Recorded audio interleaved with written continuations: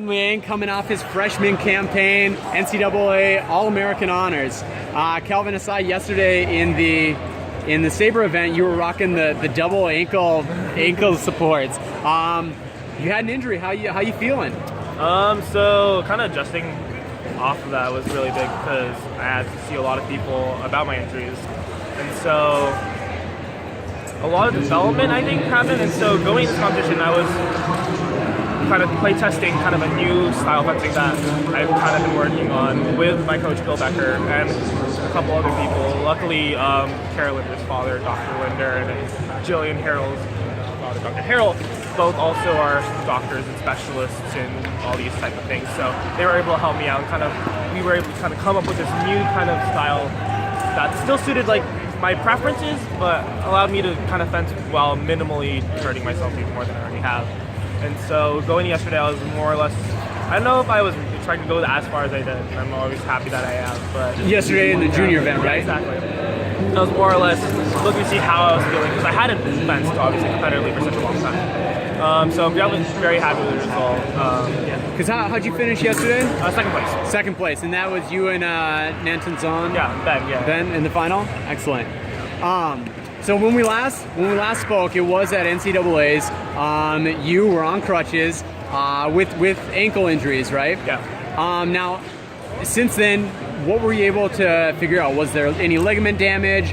What was the extent of the injury? So we had a lot of ligament damage. I have really weak joints and lungs, so I have a very high tendency to get injured in my ligaments, so my joints and whatnot. And so we did expect something like that to happen, and so the damage was pretty expensive. So I took pretty much a big hiatus from fencing all the way until a couple weeks before Summer National. I started kind of slowly training, and even that consisted mostly of cardio and basic conditioning, not necessarily the fencing aspect, because we did want to keep that to a minimum. And Bill and I did a lot of standing lessons. And so approach to this Summer National was very, very different than the convention that I'm kind of used to. And actually in that process, I saw a couple doctors and whatnot, and so a couple other injuries kind of come back. So I had knee problems for a while and back problems for a while as well. Those kind of started like coming back as well. Yeah, because like early in your freshman season, yeah, exactly. You had something like a hip or a knee injury, right? Yeah, knee injuries, and my back was bothered. A lot of things kind of tying together, and kind of addressing those issues was a big challenge that we had.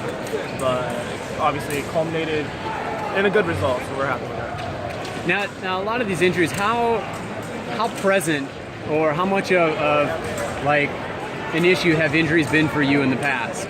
So I've always been very injury prone, because... And especially like with your knees and ankles, or also like your shoulder, wrist? It's mostly in like my sacral joints, so my knees and my ankles obviously take the brunt of the force because we're fencing on concrete on these mats. So. Unfortunately. And so after a couple years of that, that's gonna kind of build up and take a toll, especially on like me.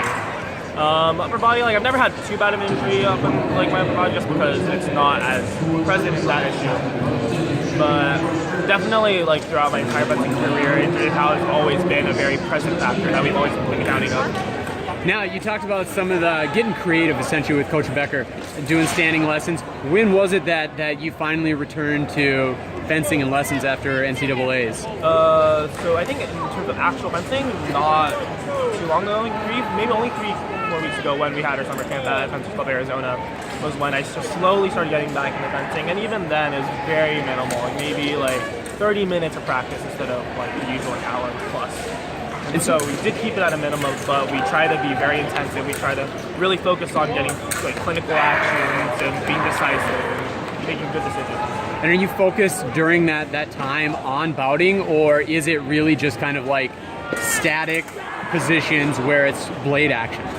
We did start with static, I think for sure, and we slowly built it up over those last couple weeks leading up to this event, where we were kind of slowly integrating movement, which obviously keeping it to minimum, but slowly building it so that we have a more wholesome fencing style. Now, yesterday's junior event was pretty stacked. You had, Carol Matricka, you had Ben, you had yourself, along with several others who have been on junior teams who are NCAA like All-Americans or, at top D1 schools. Like, what do you feel really kind of contributed to your success to be able to return off of a pretty serious injury and be away from competition and live bouting for so long to take home the silver? I think, in all honesty, the fact that my mindset going into nationals very much was very different than it usually is. Usually I'm like going in like we're gonna like fight every touch, we're gonna win, like we're gonna like fight, be very aggressive.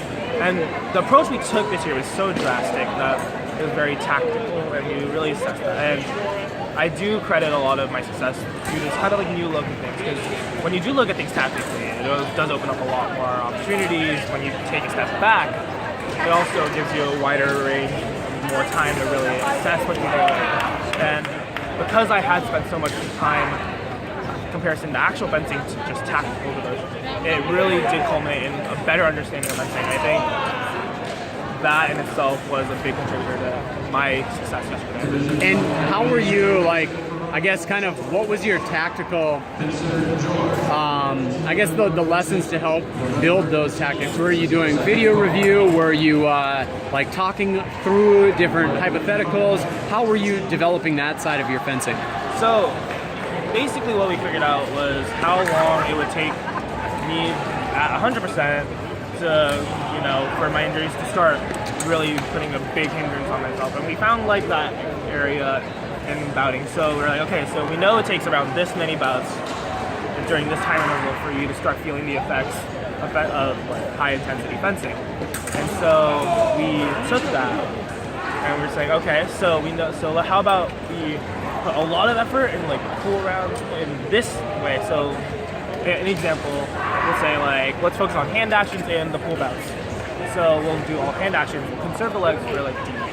Then in DEs, we can say, okay, now we can use the legs for the first like 2 DEs, and then we can start incorporating everything together so that we have the energy to do that. So that's one instance, for example. It's being really disciplined for the situation. Exactly. And understanding kind of the development of the tournament and the tableau. Right. And how that basically triggers your style. Right, and that's the first part. The second part was, and this was the most extensive part, was understanding the opponents that I was fencing and really looking at who I was fencing, what their style is, what actions do they like, and that involved a lot of like communication with the coaches, a lot of communication with other fencers, and like really building this like mental database of like, okay, so I'm fencing so and so who likes attack and prep. Okay, what actions work in this instance? And so it was really intensive. So I think in some, preparation for this nationals was almost like entirely like fortifying the mental game and really trying to like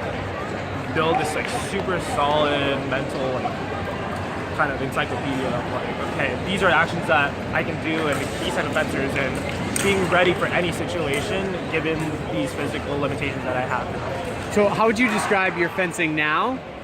How would you describe your fencing before? And how would you compare the two?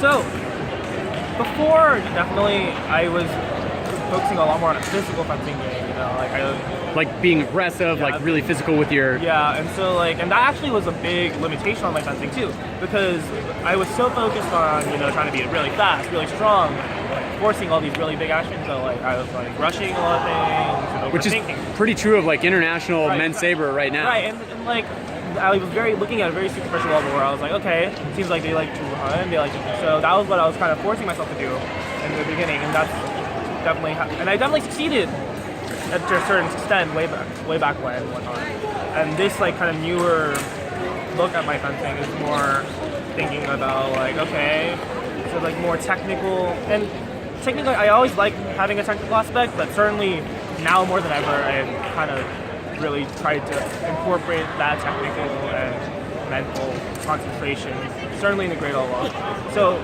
the difference is very purely physical versus technical. But and I think, tactical versus technical exactly. as well. And I think finding a proper balance between the two is the ideal state of fencing. Obviously, I'm very more lean towards the mental as of now, just because of said limitations. But ideally, I think I want to have like a good balance between the two, and I'm kind of still trying to find that. And how would you rate your health right now? Like, are you 80%? Are you 95%? Yeah. So this is like a a lot of different aspects of this as well. So I'd say like in terms of physical conditioning and health and like physicality, I'm definitely like feeling really peak in that sense.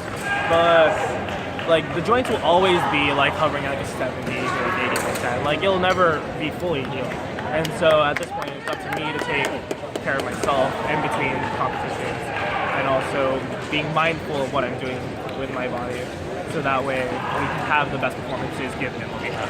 And having success like this, coming off of an injury against extremely strong, junior men's team, who a lot of the guys you're going to see next year in the NCAA circuit, in the NAC circuit, probably even World Cup circuit.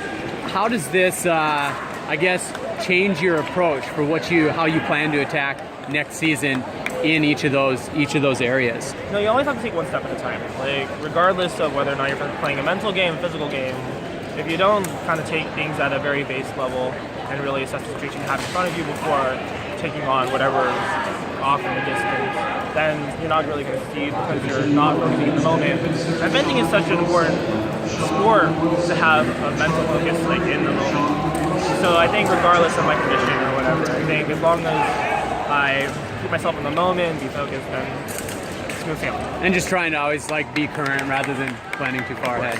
All right, well, Calvin, thanks a lot and congrats. Thank you.